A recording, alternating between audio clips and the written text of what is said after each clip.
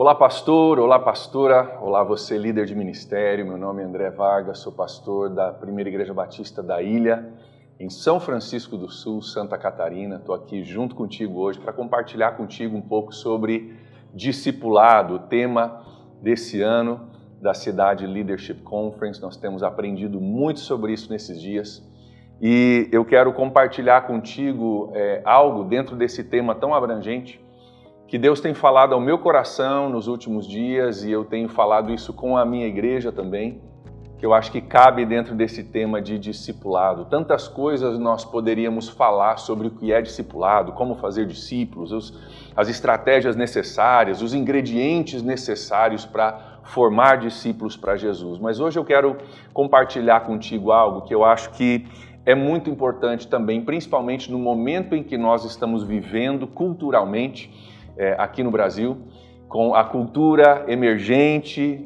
com a nova geração que está chegando e algumas bases que a gente precisa dar para essa turma aprender sobre discipulado, sobre o chamado de Deus. Eu quero extrair o meu princípio da história de José do Egito. Você conhece bem a história de José.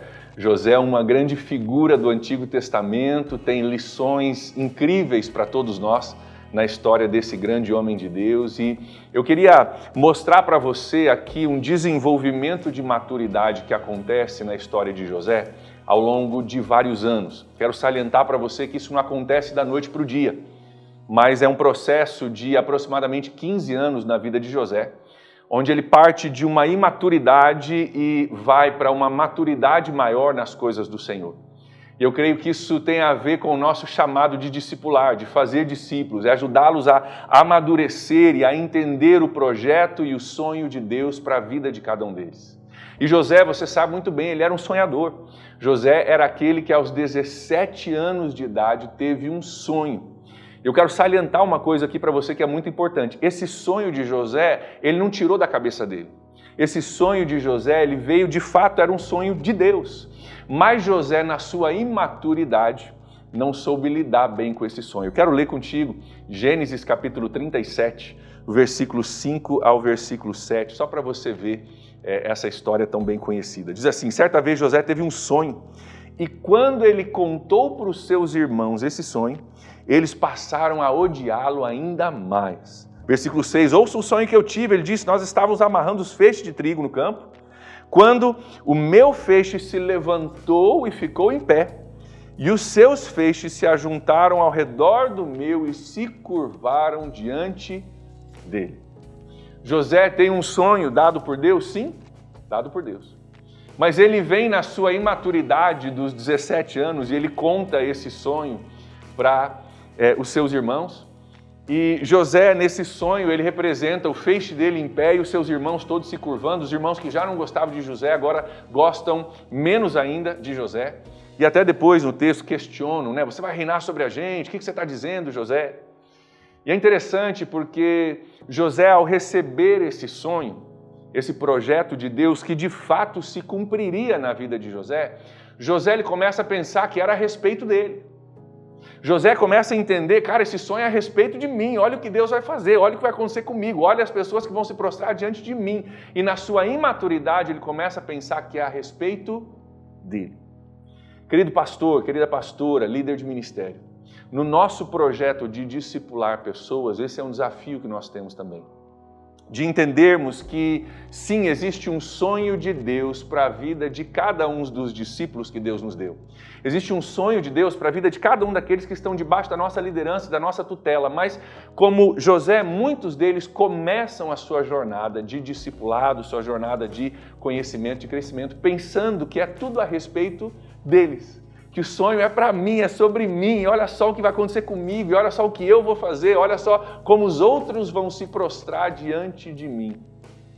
E na história de José, se você continuar, eu não vou ler o texto, mas se você continuar, você vai chegar a um momento onde de fato esse sonho se cumpre. José agora já era líder no Egito, já era homem de confiança de Faraó, responsável pela distribuição de toda a comida naquele país. E os seus irmãos de Canaã, eles vêm de muito longe, depois de 2 anos já de fome, de seca na região. Essa seca duraria 7 anos, ainda tinha uma jornada. E eles vêm para Egito procurando comida, sem saber que se dariam de cara com José. E José, ao conhecê-los, a história é mais comprida do que isso, você a conhece bem. Mas José diz o seguinte para eles: não fiquem com medo e nem fiquem zangados consigo mesmos por terem me vendido como escravo, porque na verdade o projeto de Deus em tudo isso era para a salvação de muita gente. O projeto de Deus para isso era, na verdade, para que muitos fossem salvos, para que eu pudesse agora alimentar vocês. Eu quero lembrar vocês aqui de um detalhe. Os irmãos de José são aqueles que são, de fato, os filhos de Israel. As 12 tribos são os irmãos de José. A tribo de Judá era um irmão dele. Benjamim, irmão dele. Então, são os próprios irmãos de José que se tornam as 12 tribos de Israel. A nação de Israel passou pela linhagem ali de José, e nesse momento, quando José está dando comida para os seus irmãos e mantendo-os vivos, José está sendo uma peça fundamental para que o plano de Deus, através do povo de Israel, se cumprisse. Depois da tribo de Judá viria o nosso Messias, Jesus Cristo. E aqui o que José, ele consegue entender depois, mais tarde na sua vida, quando ele encontra com seus irmãos, ele entende o seguinte: que o sonho que eu tive lá atrás, ele se cumpriu. Vocês estão aqui agora diante de mim, eu estou numa posição de autoridade sobre vocês. Mas olha só o que José entendeu, que os nossos discípulos precisam entender. José entendeu, depois desse tempo de amadurecimento, que o sonho era para ele, mas o sonho não era sobre ele. Você entendeu a diferença? O sonho era para José, envolvia José, José estaria naquela posição. O sonho de fato se cumpriria, era para José, mas não era sobre José, era sobre algo muito maior do que José. Literalmente era sobre a sobrevivência do povo de Israel, as 12 tribos de Israel, linhagem da qual viria o nosso Senhor e Salvador Jesus Cristo.